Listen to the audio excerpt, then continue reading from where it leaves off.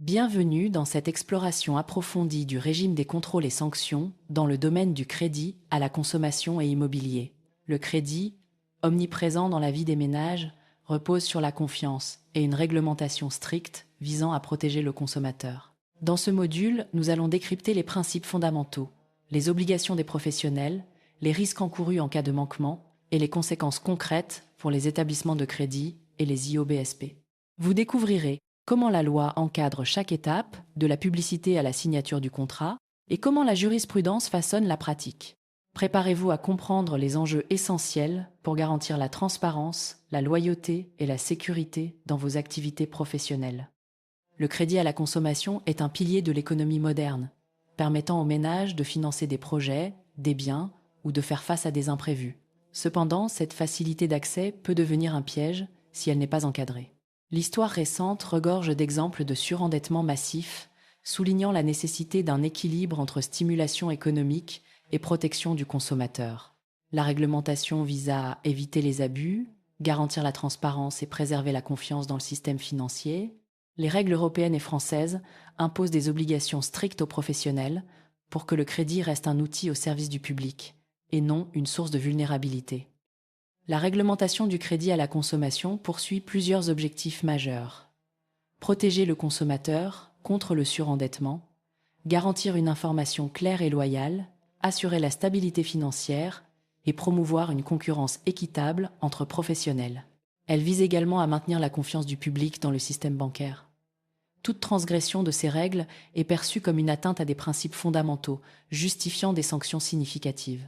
Les professionnels doivent donc intégrer ces exigences dans toutes leurs pratiques, de la conception des produits à la gestion des contentieux. Pour les établissements de crédit, banques et IOBSP, la réglementation implique une transformation profonde des pratiques.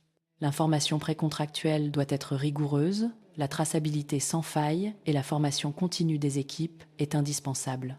L'évaluation de la solvabilité devient un processus central, nécessitant la collecte de justificatifs et une analyse approfondie.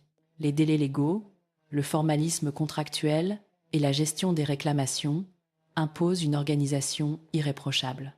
Enfin, la pression des autorités de contrôle exige des dispositifs de conformité robustes et une culture de la vigilance à tous les niveaux de l'entreprise.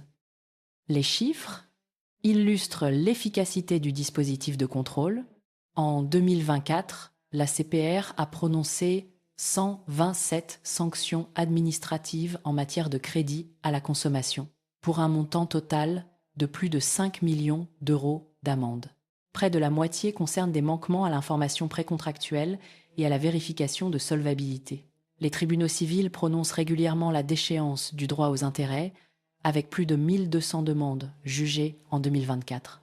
Ces données montrent la vigilance accrue des autorités et la réalité des conséquences pour les professionnels qui négligent leurs obligations. Prenons l'exemple de Crédit Facile Plus, un IOBSP ayant commis plusieurs manquements lors de l'octroi d'un crédit à Madame Dubois. Fees erronés, évaluation de solvabilité bâclée, non-respect du délai de rétractation, ces erreurs ont plongé la cliente dans une situation de surendettement. Suite à une action en justice, la Banque Gamma a perdu le droit aux intérêts et a dû verser des dommages et intérêts. La CPR et la DGCCRF ont également engagé des procédures avec des amendes et des sanctions administratives à la clé. Ce cas illustre la gravité des conséquences d'un dossier mal géré. La question clé est la suivante. Comment les professionnels du crédit, et en particulier les IOBSP, peuvent-ils naviguer efficacement dans le cadre complexe des obligations réglementaires pour prévenir les infractions, maîtriser les risques de sanctions et garantir la protection du consommateur, tout en maintenant la viabilité de leur activité? Cette problématique structure l'ensemble du chapitre et oriente l'analyse vers l'identification des obligations, la typologie des infractions, les mécanismes de sanction, les stratégies de conformité et la gestion des contentieux. La protection du consommateur en matière de crédit repose sur 3 piliers: la transparence, la loyauté et la protection de l'emprunteur. Ces principes irriguent l'ensemble du droit de la consommation et justifient la rigueur des contrôles et sanctions. Le Code de la consommation vise à rééquilibrer la relation contractuelle entre un professionnel aguerri et un consommateur souvent profane, en imposant des obligations précises à chaque étape du processus de crédit. Le droit de la consommation est né d'une prise de conscience des déséquilibres entre professionnels et consommateurs. Les premières lois, comme la loi Scrivener de 1978, ont introduit l'information précontractuelle obligatoire, le délai de réflexion et le droit de rétractation. Ces mesures ont été intégrées au Code de la consommation, qui harmonise et renforce la protection du consommateur face à la complexité croissante des produits financiers. Le droit français du crédit a été profondément influencé par le droit européen, notamment la directive 2008-48-CE. Celle-ci impose un niveau élevé de protection, reconnaissant la faiblesse du consommateur face aux professionnels. Elle introduit la FIS, le TAEG et l'obligation d'évaluer la solvabilité. Cette harmonisation vise à garantir la confiance dans le marché unique du crédit et à prévenir les abus. La transparence est le fondement du consentement éclairé de l'emprunteur. Elle se traduit par l'obligation de fournir une information complète, claire et intelligible à chaque étape. Publicité, FIS, contrat et même après la signature. Le TAEG, le montant total dû, le calendrier des paiements et la mention obligatoire « Un crédit vous engage » sont des éléments essentiels. Toute omission ou erreur dans ces informations peut entraîner des sanctions lourdes. La FIS est un document central, remis gratuitement à l'emprunteur avant la conclusion du contrat. Elle doit contenir le TAEG, le montant total dû, le calendrier des paiements, la durée du contrat et la mention obligatoire de mise en garde. Son objectif est de permettre la comparaison des offres et une décision éclairée. Toute irrégularité dans la FIS expose le prêteur à la déchéance du droit aux intérêts.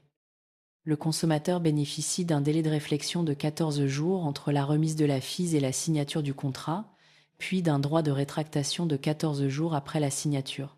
Ce droit, matérialisé par un formulaire détachable, permet de revenir sur sa décision sans justification. L'absence de ce formulaire ou la perception de fonds avant l'expiration du délai sont des infractions graves, sanctionnées par la déchéance du droit aux intérêts et des amendes. La publicité pour le crédit doit être claire, loyale et non trompeuse. Les mentions obligatoires, comme le TAEG et la phrase d'avertissement, doivent être lisibles et compréhensibles. Les publicités agressives ou ambiguës sont interdites. Toute infraction à ces règles expose le professionnel à des amendes pénales et administratives, voire à des sanctions disciplinaires. Au-delà de la transparence, la loyauté impose au prêteur d'agir de bonne foi et dans l'intérêt de l'emprunteur. Cela se traduit par l'obligation d'évaluer sérieusement la solvabilité, de mettre en garde contre les risques et parfois de conseiller l'emprunteur sur l'offre la plus adaptée. Le non-respect de ces devoirs peut entraîner des sanctions civiles et administratives, voire des dommages et intérêts. L'évaluation de la solvabilité est une obligation légale incontournable. Le prêteur doit recueillir des informations sur les revenus, charges, endettement et consulter le FICP. Cette analyse doit être approfondie et documentée. En cas de manquement, le prêteur risque la déchéance du droit aux intérêts, des amendes et des dommages et intérêts. Cette obligation vise à prévenir le surendettement et à garantir la responsabilité du professionnel. Le devoir de mise en garde impose au prêteur d'alerter l'emprunteur sur les risques du crédit, surtout si sa situation est fragile. Le devoir de conseil, quant à lui, consiste à orienter le client vers l'offre la plus adaptée à ses besoins. Le non-respect de ces obligations peut entraîner l'octroi de dommages et intérêts à l'emprunteur, en plus d'autres sanctions civiles. Le consentement de l'emprunteur est protégé par l'interdiction de toute perception de fonds avant l'expiration du délai de 7 jours suivant la signature du contrat. Cette règle vise à garantir la liberté de rétractation et à éviter toute pression financière. Sa violation est sanctionnée pénalement par une amende de 30 000 €. Les contrats de crédit sont souvent des contrats d'adhésion, rédigés par le prêteur. Pour éviter les déséquilibres, le Code de la consommation protège l'emprunteur contre les clauses abusives. Le juge peut annuler toute clause, créant un déséquilibre significatif, renforçant ainsi la sécurité juridique du consommateur. En cas de crédit affecté, le contrat de crédit et le contrat de vente sont juridiquement liés. Si la vente est annulée ou non exécutée, le crédit est également résolu de plein droit et inversement. Cette règle protège l'emprunteur contre le risque de devoir rembourser un crédit pour un bien non livré ou défectueux. La sanction civile la plus emblématique est la déchéance du droit aux intérêts. Elle prive le prêteur de la rémunération du capital prêté en cas de manquement grave, comme une FIS irrégulière, un TAEG erroné ou une évaluation de solvabilité bâclée. Cette sanction peut être totale ou partielle, selon la gravité du manquement, et vise à rétablir l'équilibre contractuel.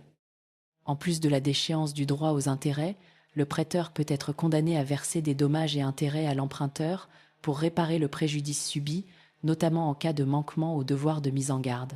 Ces sanctions sont cumulables et renforcent la protection du consommateur. La nullité du contrat de crédit peut être prononcée en cas de vice grave, comme l'absence de forme écrite ou un vice du consentement. En cas de nullité, les parties sont remises dans leur situation antérieure. Le prêteur restitue les sommes perçues, l'emprunteur rembourse le capital. Cette sanction vise à protéger l'emprunteur contre les contrats irréguliers. L'action en déchéance ou en nullité est soumise à un délai de forclusion de 2 ans à compter de l'événement à l'origine du litige. Passé ce délai, l'emprunteur ne peut plus agir en justice. Cette règle vise à garantir la sécurité juridique des parties et à éviter les contentieux tardifs. Les sanctions pénales visent les comportements les plus graves. Perception de fonds avant 7 jours, publicité trompeuse, absence de FIS, TAEG erroné, etc. Les amendes peuvent atteindre 30 000 €, voire 300 000 € en cas de publicité trompeuse. En cas de fraude ou d'escroquerie, des peines d'emprisonnement sont également prévues. L'autorité de contrôle prudentiel et de résolution, ACPR, contrôle les établissements de crédit et peut prononcer des sanctions disciplinaires et pécuniaires. Les amendes administratives peuvent atteindre 300 000 €, voire plusieurs millions en cas de manquement grave ou répété. L'ACPR publie régulièrement ses décisions, renforçant l'effet dissuasif de son action. La DGCCRF dispose de pouvoirs d'enquête et de sanctions pour lutter contre les pratiques commerciales trompeuses et les infractions au Code de la consommation. Elle peut prononcer des amendes administratives, des injonctions de mise en conformité et saisir le procureur en cas de manquement grave. Son action complète celle de la CPR pour garantir la protection des consommateurs. Le crédit immobilier est soumis à un cadre réglementaire renforcé, avec des obligations précontractuelles strictes, FIS personnalisée, évaluation approfondie de la solvabilité, délai de réflexion de 10 jours, interdiction de perception de fonds avant terme. Le formalisme du contrat est également très encadré, avec des mentions obligatoires et un tableau d'amortissement détaillé. En crédit immobilier, la déchéance du droit aux intérêts sanctionne les manquements graves, non-respect du délai de réflexion, FIS irrégulière, absence de tableau d'amortissement ou manquement à l'évaluation de la solvabilité. Cette sanction peut être totale ou partielle, selon la gravité et les conséquences pour l'emprunteur. Les sanctions pénales en crédit immobilier sont prévues pour les manquements les plus graves, non-respect du délai de réflexion, perception de fonds anticipés, publicité trompeuse, etc. Les amendes peuvent atteindre 30 000 €, voire 300 000 € pour les personnes morales, et des peines d'emprisonnement sont possibles en cas de fraude ou d'abus de faiblesse. La CPR et la DGCCRF contrôlent également le crédit immobilier.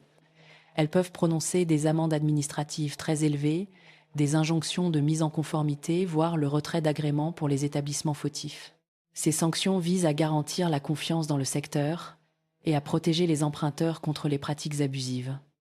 Pour mieux comprendre la diversité des sanctions, un tableau comparatif distingue les manquements, FIS irrégulières, non-respect du délai, manquement à la solvabilité, publicité trompeuse, la nature de la sanction d'échéance, amende, dommages et intérêts, le fondement juridique et les conséquences principales. Ce panorama permet aux professionnels d'identifier les risques et d'adapter leurs pratiques. La jurisprudence joue un rôle clé dans l'application des sanctions. Un arrêt de la Cour de cassation du 15 mai 2018 a confirmé que toute erreur dans le calcul du TAE, même minime, doit être sanctionnée par la déchéance du droit aux intérêts. Le TAEG est un indicateur essentiel pour le consommateur et son exactitude est une obligation de résultat pour le prêteur. Cette rigueur vise à garantir la fiabilité de l'information et à dissuader toute négligence. Dans l'affaire jugée en 2018, un emprunteur a découvert que le TAE mentionné dans son contrat de crédit ne tenait pas compte des frais de dossier. Cette omission a minoré artificiellement le coût du crédit. L'emprunteur a saisi la justice, demandant la déchéance du droit aux intérêts, estimant avoir été induit en erreur sur le coût réel de son engagement. Le prêteur a soutenu qu'il s'agissait d'une erreur matérielle de bonne foi et que les frais étaient mentionnés ailleurs dans le contrat. La Cour d'appel a reconnu l'erreur, mais a tenté de moduler la sanction. L'emprunteur a formé un pourvoi en cassation, arguant que toute erreur sur le TAEG doit entraîner la déchéance totale, sans appréciation de la gravité ou du préjudice. La question centrale était de savoir si une erreur dans le calcul du TAEG, même si les frais sont mentionnés ailleurs, doit entraîner la déchéance du droit aux intérêts et si cette sanction doit être automatique ou modulable par le juge. Cette problématique met en jeu l'interprétation stricte des obligations d'information et la portée de la protection du consommateur. La Cour de cassation a censuré la décision de la Cour d'appel et a jugé que toute erreur de calcul du TAEG, même si les frais sont mentionnés ailleurs, doit être sanctionnée par la déchéance du droit aux intérêts. L'exactitude du TAEG est une condition substantielle, et le juge n'a pas de pouvoir discrétionnaire pour moduler la sanction dans ce cas. La Cour de cassation réaffirme que le TAEG est la pierre angulaire de l'information précontractuelle. Son exactitude est indispensable pour permettre aux consommateurs de comparer les offres. Toute omission d'un coût obligatoire vicie le consentement et doit être sanctionnée sévèrement, sans considération de la bonne foi du prêteur ou de l'absence de préjudice direct. La sanction de la déchéance du droit aux intérêts est objective. Elle s'applique dès qu'une erreur sur le TAE est constatée, sans que le juge puisse en apprécier la gravité ou le préjudice. Cette rigueur vise à garantir la fiabilité de l'information et à inciter les prêteurs à une vigilance maximale dans la détermination du TAEG. L'application stricte de la sanction a un effet dissuasif majeur. Les établissements de crédit doivent mettre en place des procédures de contrôle rigoureuses pour éviter toute erreur dans le calcul du TAEG.